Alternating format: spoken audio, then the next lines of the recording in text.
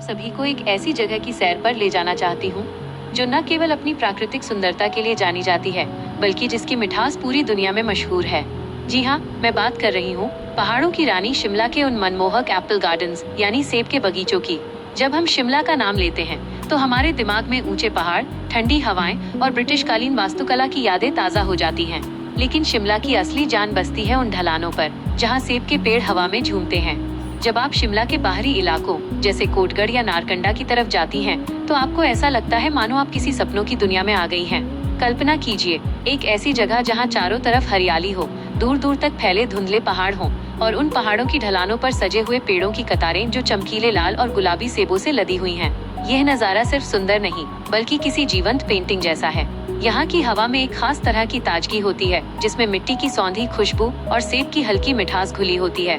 शिमला के सेब, विशेषकर रॉयल डिलीशियस किस्म, अपनी कुरकुरी बनावट और बेमिसाल स्वाद के लिए जाने जाते हैं।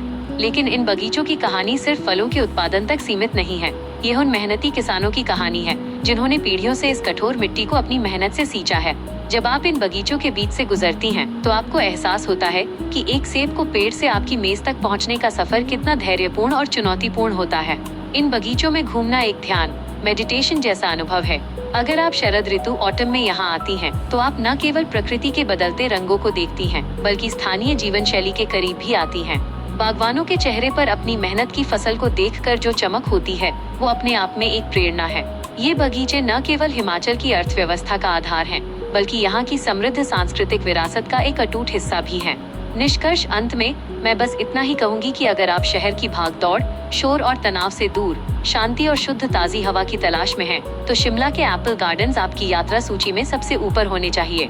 ये जगह आपको याद दिलाएगी कि प्रकृति कितनी उदार है और जीवन की सादगी में ही असली आनंद है।